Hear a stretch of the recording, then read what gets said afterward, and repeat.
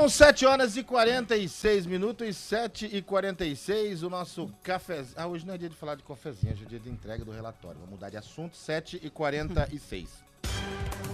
A entrevista do dia. E conforme o mapa da violência de 2015, Mato Grosso do Sul tem a maior taxa de mulheres vítimas de violência sexual, física ou psicológica que buscam por atendimento em unidade do SUS. Ocupando o primeiro lugar no ranking dos estados, por aqui, Mato Grosso do Sul, 37,4 mulheres a cada 10 mil habitantes integram essas estatísticas. O Acre vem em segundo colocado, como segundo colocado, com maior atendimento, e o índice é de 25,5 a cada 10 mil. Sobre esse e outros assuntos, a gente conversa com a subsecretária da Mulher do Estado, Luciana Azambuja. Luciana, bom dia. Bom dia, Lívia. Bom dia, Joel. Bom dia, ouvintes da Rádio Educativa, Jornal do Rádio. Nossa semana fria em Campo Grande. Pois é, obrigada pela sua participação aqui com a gente primeiramente. Quando a gente olha assim, dados do mapa da violência, mostrando que do primeiro colocado, Mato Grosso do Sul, para o segundo colocado, digamos assim, é uma estatística de quase mais de 10 pontos de diferença aí de Mato Grosso do Sul para o Acre em atendimentos de violência aí pelo SUS, a gente fica preocupado, mas isso significa, isso é uma coisa positiva, a gente pode dizer assim? Sim, Lívia. Os dados do SUS que foram noticiados, eles dizem respeito ao SINAM, que é o Sistema de Informação dos Agravos de Notificação que a Secretaria de Estado de Saúde faz em Mato Grosso do Sul, e todas as secretarias de Estado, de todos os estados e também todos os municípios deveriam fazer. A informação obtida junto à Secretaria de Estado de Saúde é que Mato Grosso do Sul tem por hábito e sempre teve incentivar e, de fato, notificar esses agravos resultantes dessas violências contra mulheres, principalmente das violências sexuais. Então, por exemplo, nas edições da Caravana da Saúde, as 10 edições que ocorreram no interior do estado, foram feitas capacitações com agentes, com profissionais da saúde, com policiais, civis, militares e bombeiros, e com profissionais da assistência social, dos CRAS e CREAS, para que eles, de fato, acessassem o sistema, o SINAM, do SUS, e que, de fato, incluíssem esses dados de todas as violações e violências que presenciassem. Então, a gente pode dizer que Mato Grosso do Sul é um estado que notifica todos os casos, é um estado que não falseia dados, podemos dizer assim. Luciana, a gente tem acompanhado o seu trabalho da subsecretaria, com relação a conversas, a busca de soluções para esse caso da violência. Eu ontem conversava com a senadora Simone Tebet, ela que é relatora de um projeto, que não é dela, ela é relatora, que aumenta a pena nos casos de estupro. O caminho é esse mesmo? Ou além disso, nós precisamos trazer isso para dentro de casa? Quando a gente pega a mãe ou o pai, o filho nasce homem e fala, olha, se nascer homem vai ser pegador, E se for menino, a gente fala, nossa, vai estudar e não sei o quê. Só que, de repente, essa cultura, essa hipocrisia da gente não abordar isso, também não atrapalha bastante? São várias abordagens da mesma pergunta, Joel. O projeto que aumenta a pena dos crimes de estupro coletivo, a meu ver, é muito bem-vindo, sim. A gente tem que aumentar o rigor da punição, diminuir essa sensação de impunidade que nós temos como um todo. Então, a sensação de impunidade desses meninos que praticaram um ato semana passada com a menina no Rio de Janeiro, e também na mesma noite teve um caso no Piauí, em Bom Jesus, foram na mesma noite 2 casos de estupro coletivo contra 2 meninas. Exatamente a postura daqueles meninos, aqueles adolescentes, chegando para depoimento num caso grave, que foi notícia da mídia nacional e internacional. Isso causa na gente uma sensação de incredulidade, porque é impossível acreditar que as pessoas estão agindo dessa forma.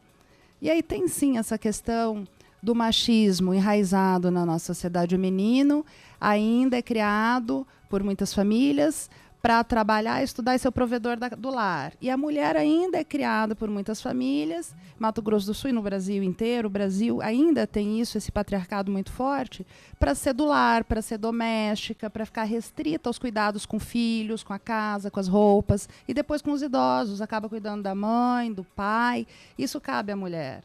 Então, essa é uma discussão que nós fazemos no conceito, de sensibilizar a sociedade para que, de fato, a gente cumpra o que já foi dito lá em 1948, na Declaração Universal dos Direitos Humanos, da igualdade de direitos entre homens e mulheres, da nossa Constituição Federal, quando diz da equidade de gênero. Isso está dito há muitos anos.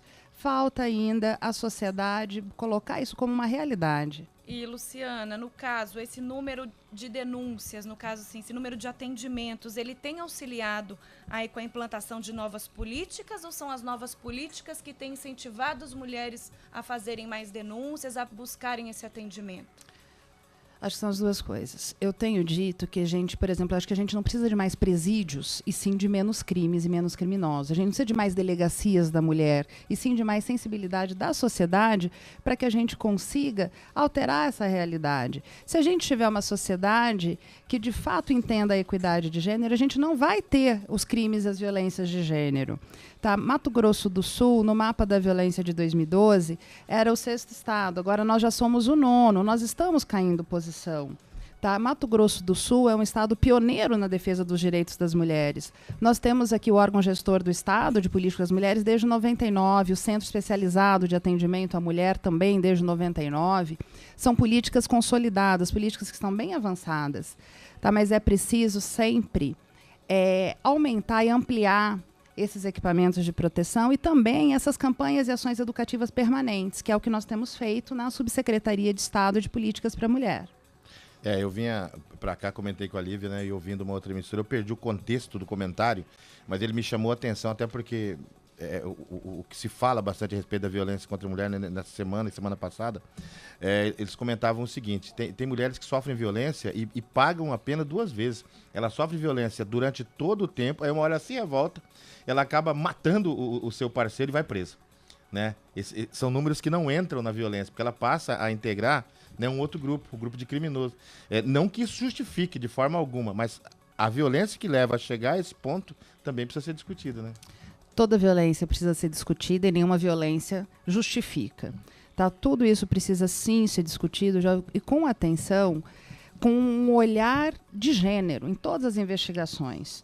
Tá? Então, o fato, crime contra a mulher ou um crime decorrente de uma violência doméstica, a meu ver, ele precisa ser enquadrado como um crime diferenciado. Tá? Isso nós estamos trabalhando aqui no grupo do feminicídio em Mato Grosso do Sul, para que as nossas polícias, que já têm esse olhar, fiquem cada vez mais atentas com a percepção de gênero que tem que ser dada ao caso desde o início, desde o local do crime, desde ao corpo da vítima, como que se encontra. E nesses casos de estupro, que é a notícia, a pauta do dia, nesses casos de estupro contra mulheres, contra meninas, também o olhar deve ser um olhar sobre a questão de gênero. Tá? Porque 5, 6, 10, 12, 20 ou 30 meninos e homens estupraram uma menina. Sabe? Porque, de novo, no Piauí, ano passado nós tivemos um caso emblemático em Castelo, no Piauí, das meninas que foram estupradas, amarradas, jogadas de cima do penhasco, por adolescentes e por um maior de idade. Agora, de novo, adolescentes envolvidos no Piauí e envolvidos no Rio de Janeiro. E esses 2 casos, porque estão na mídia, porque nós temos casos com adolescentes cometendo crimes também em todos os cantos do Brasil e do Mato Grosso do Sul. Isso chama bastante a atenção e reafirma a necessidade que a gente fale nas escolas sobre violência de gênero, que a gente fale nas escolas sobre a igualdade de direitos entre homens e mulheres. E, Luciana, na última semana, né, por conta dessas notícias que repercutiram a respeito desses estupros coletivos, no Facebook muitas pessoas trocaram suas fotos, colocando que são contra a cultura do estupro. E para explicar didaticamente melhor para os nossos ouvintes, até porque eu recebi essa pergunta, o que seria essa cultura do estupro? É o fato da sociedade, é aquilo que nós falamos no começo, é o fato da sociedade não aceitar, mas quase que aceitar, quando a gente fala que uma menina provocou o estupro, quando uma mulher se ofereceu, pediu para que isso acontecesse. É uma banalização da violência e a gente não pode admitir, a gente não pode tolerar. Tá? E quando eu digo assim, eu ouvi de pessoas do meu círculo de amizades, mas também ela usava shortinho, ela estava no baile funk. Ok. Qual o problema de uma menina de 16 anos usar um shortinho e estar no baile funk da comunidade onde ela mora? O que a gente não pode admitir é que os homens, os meninos, se julguem como seres superiores a essa menina e a submetam a condições de humilhação, de subjugação, de dominação, como se fosse bonito isso, como se fosse o macho sobre a fêmea que deve ser dominada. Então, essa cultura da violência contra a mulher, essa banalização não pode ser tolerada. E a subsecretária trouxe aí alguns exemplos de que não são só meninas de shortinho, meninas que usam batom vermelho, roupas curtas, ou que andam sozinhas aí à noite, que são... Tem gente que fala o seguinte, né? Se tivesse na igreja, não tinha acontecido isso. Se tivesse na escola, não tinha acontecido isso. Só que ninguém mora dentro da igreja nem dentro da escola, né? Infelizmente, Joel, porque a gente acredita que todas as mulheres hoje sentem medo de estar na rua. Tá? Nós temos dados de uma pesquisa de 90% das mulheres temem a violência sexual. Tá? Isso é muito grave. E não é o local onde a mulher está, nem a forma como se apresenta, que deve ser importante. Não é a mulher que tem que se cuidar, são os homens que têm que não praticar mais a violência contra a mulher. Como a Lívia mencionou, eu comentei com ela e trouxe aqui algumas notícias de jornais de 2014, 15 e 16. Jovem estuprada em estação do metrô em São Paulo. Ela estava trabalhando numa cabine que vendia os tickets de metrô, foi estuprada por um desconhecido. Menina tinha 20 anos. Adolescente com deficiência é estuprada pelo tio em Roraima. 14 anos, era uma menina com deficiência física que tinha ficado em casa com uma pessoa conhecida. Jovem é atacada, estuprada a caminho do trabalho, às 13h30 de uma quinta-feira. Jovem encontrada com sinais de estupro morre dentro de casa na Zona Norte, no Rio de Janeiro. Dentro de casa, 14 anos também. Jovem é estuprada dentro da secretaria de igreja em Brasília. A vítima trabalhava no local, ela trabalhava na secretaria da igreja. E um caso que aconteceu em maio do ano passado, também numa escola em São Paulo, que a menina foi estuprada no banheiro da escola. Uma menina de 12 anos da quinta série. Então, a mulher pode estar em casa, na escola, na igreja, no trabalho, pode estar vestida como for, pode querer cantar, dançar, fazer o que ela entender que lhe é lícito fazer. Ninguém tem o direito de violar a integridade física, psicológica ou sexual dessa mulher e dessa menina. É essa a mensagem que a gente tem que passar. A gente não precisa educar as meninas para serem certinhas, a gente tem que educar os meninos para não cometerem barbáries. E falar sobre estupro ainda é um tabu? Ainda é um tabu falar sobre sexo, sobre estupro mais ainda, e a margem de mulheres que denunciam os estupros é assustadora, Lívia. Nós temos dados, e eu busquei isso com a nossa DEAN na semana passada, de 503 boletins de ocorrência registrados em Mato Grosso do Sul em 2016. Todos os fatos consumados, tentados, de violência doméstica, de vulnerável, portanto, pior ainda, que nós estamos falando de crianças e adolescentes de menores de 14 anos. E eu tenho aqui um dado do IPEA, que é o Instituto de Pesquisa Econômica Aplicada, que aponta que apenas 10% dos casos de estupro chegam a conhecimento da polícia. Então é lamentável que a gente tenha um índice tão alto como 513 registros de ocorrência em 5 meses no estado, 100 por mês, aproximadamente, e que isso ainda seja subnotificado. É preocupante e reafirma o compromisso que nós temos no governo do estado de falar sobre o assunto, Lívia, falar sobre o combate ao assédio sexual, ao assédio moral, o assédio sexual principalmente nos terminais de ônibus e nos ônibus. A mulher ela é obrigada a sair de casa para trabalhar, para levar seu filho para uma escola, e ela é assediada, por vezes chega a estupro, aos atos de estupro no terminal de ônibus e na unidade, no ônibus. Isso nós lançamos uma campanha que é importante dizer, conta com o apoio da Assembleia Legislativa do Estado do Mato Grosso do Sul. Foi lançada pelo governador do estado na abertura da Caravana da Saúde em Campo Grande, porque entendemos e reafirmamos que é preciso falar sobre isso todos os dias. Essa ausência dessa conversa, né, essa contracultura, eu chamo assim disso daí, muitas vezes leva aquela menina, aquela moça que namora com determinado rapaz que não quer, né, ela não quer manter relação, e ela acaba fazendo, ela nem sabe que ela foi estuprada. Ela fica na dúvida, mas será que eu não deixei? Será que não sei o quê? Isso passa, isso foge das estatísticas, por causa dessa cultura. A gente entra numa seara jurídica. Quando a menina tem menos de 14 anos, o consentimento é inválido, porque a ela não é dada aí essa capacidade jurídica de consentir. A menor de idade, entre 14 e 18 anos, aí depende de uma série de circunstâncias de cada caso.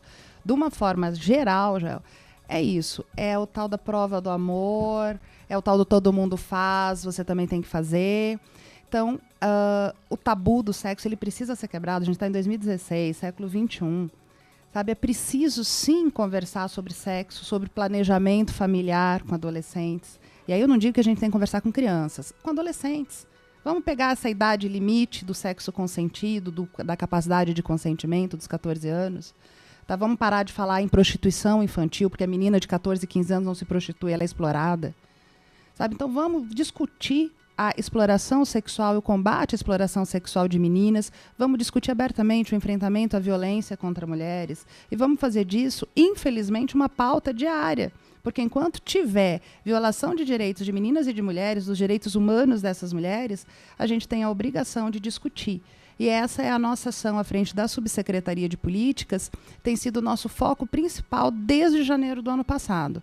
Vamos levar a questão para a rua, vamos conversar, vamos socializar isso com as comunidades, vamos provocar essa reflexão na sociedade. E se incomodar, vamos continuar incomodando. Uma coisa que aconteceu, eu vendo, né, a matéria, né, que o delegado seria afastado, já comecei a achar estranho. O delegado seria afastado porque ele, né, pegou o depoimento dela com mais 3 agentes homens numa sala de vidro, e aí a gente olha para a nossa situação aqui em Mato Grosso do Sul, em que a mulher tem um atendimento, né, diferenciado. Quer dizer, não é a realidade do Brasil, né? Não é a realidade do Brasil, mas aí também a gente estava numa delegacia, nesse caso específico, que era uma delegacia de combate aos crimes virtuais. Então, para mim, aí agora, como pessoal e como advogada, ele deveria investigar apenas o vazamento dos dados na internet, que é um crime, é um ato infracional previsto. Ok. Agora, ele não tinha, a meu ver, já o direito de abordar o mérito do crime, a condição do crime, e sim o vazamento. Delegado, homem, né? Sim, ser um delegado, às vezes nós temos bons delegados e bons policiais imbuídos na questão, qualificados na questão. O ideal, sim, o ideal é que sejam mulheres. Mas se isso não puder ser possível, que seja um homem capacitado, qualificado, que tente, na medida do possível, deixar a vítima mais à vontade. Agora, de uma forma afrontosa, não, isso não é admitido. Ser imparcial, né, principalmente. Óbvio, sem julgamento, porque isso é uma violência institucional. E é isso que faz muitas mulheres não denunciarem as violências sofridas. Porque se ela vai numa delegacia, ela vê que só tem homens, que todo mundo olha para ela julgando, e fala, mas também, olha como ela estava vestida, mas também olha a cara dela. Mas também, esse mas e esse se não importa, porque a vítima não é culpada das violências que sofre. E isso a gente tem que repetir todos os dias, não é uma questão pessoal, é uma questão social. Tá? A violência contra a mulher hoje é uma questão social, eu digo às vezes que é uma questão de saúde pública. Então nós temos que ter essa percepção da violência que é sofrida e também da violência institucional que por vezes as polícias cometem. Tá? Não é dado ao policial o direito de julgar a vítima. Ele tem que se abster disso e julgar o caso. E não questionar e não culpabilizar a mulher. Nesses casos do Rio de Janeiro, nesse caso do Piauí, o que nós vimos foi a culpabilização da vítima, a exposição da vítima. E me desculpe também, na Rede Globo, Fantástico, exibir uma reportagem, uma entrevista com a menina, como se fosse uma entrevista inédita. Desculpa, essa menina tem que ser preservada, protegida, acolhida, ter um tratamento, um acompanhamento psicológico nesse momento, que sim é necessário, e que depois, se ela quiser falar, depois de superado o trauma, sim, a gente poderia ouvir, até como uma forma de incentivar outras mulheres a fazerem o mesmo, a não se calarem, a denunciarem, e depois, superada a questão e fortalecidas, possam também fortalecer outras mulheres. E vale a pena repetir, né, de que forma essa vítima de violência é amparada. A gente sabe que aqui no Mato Grosso do Sul existe uma rede de enfrentamento, mas vale a pena fazer aquele reforço. Sim, em Mato Grosso do Sul nós temos, em Campo Grande, a nossa Delegacia Especializada de Atendimento à Mulher, que é ao lado da Polícia Militar, que é o 190, que é chamado sempre no primeiro momento, que dá a primeira resposta. A Delegacia DEAN, ela fica instalada na Casa da Mulher Brasileira, e lá na Casa da Mulher Brasileira já concentra todos os outros serviços de acolhimento e proteção. A mulher vítima ela já pode, inclusive, sair de lá com a medida protetiva de afastamento do agressor. No interior do estado, nós temos as delegacias de atendimento à mulher em 11 regionais, nós temos organismos municipais de políticas para as mulheres, nós temos centros de atendimento à mulher e centros de referência de atendimento à mulher regionais no interior do estado. É isso. isso, então, nós conversamos com a subsecretária da Mulher de Mato Grosso do Sul, a Luciana Zambuja, com temas aí muito importantes e relevantes para as mulheres e também para toda a família. Muito obrigada pela sua participação aqui com a gente. Eu que agradeço, um bom dia e boa semana a todas. É isso, nós estaremos de volta amanhã pontualmente às 7 da manhã, sempre ao lado da justiça, do direito e da verdade. Estou dizendo isso pelo seguinte, ontem o deputado Picarelli, né, apresentou o seu último programa de televisão na Rede Record, né, depois de 30 anos aí à frente, 34 anos, né, deixou a televisão. Sem dúvida nenhuma vai fazer muita falta, viu? Me lembro do começo, né, da carreira da gente no rádio, né, fazendo mesa de som pro Picarelli, e agora ele deixa também a televisão. Por isso eu brinquei com o sempre ao lado da justiça. E você, Lívia Machado, não assine nada sem ler. Pois é. Amigo é. Pois é, eu tenho o último recado aqui, porque os melhores momentos desse bate-papo aqui com a subsecretária Luciana Zambuja, você confere também no Jornal da TV ao meio-dia e na íntegra, né, no nosso portal educativa.com.br. Não deixe de assistir, você que chegou no finalzinho, o bate-papo foi bem legal, bem interessante. Até amanhã. E eu tenho informações de bastidores, viu, Lívia Machado, que já está sendo produzido o programa 1990. Já está prontinho. O programa 1990 volta amanhã, né? Toda quarta-feira, das 15 às 17 horas. Hoje eu entrego nas mãos de Flávio Figueiredo, Lobão. Aí é o nosso set list. São duas coisas importantes serem entregues hoje: o relatório final do GAECO e o programa da Lívia Machado. Fernando Blanc, Nilmara Caramalac, o que temos para hoje? Agora vamos... Antes, eu só gostaria de interromper. Fala bom dia primeiro. Bom dia, Joel, e bom dia, Fernando Blanc. Eu gostaria só de interromper para dizer que eu também fiquei, assim, triste que o deputado Picarelli deixou o programa ontem. Eu assisti, então eu gostaria de finalizar também com esse jargão, sempre ao lado da justiça, do direito e da verdade, com muita fé e vencendo sempre. Tenham todos bom ânimo. E o Joel Silva veio de aqui da UANA para realizar um sonho, trabalhar com o Picarelli. E eu trabalhei 20 anos nessa equipe, né? Vamos lá de Gilberto Gil, Super-Homem, a canção. Bom dia, até amanhã.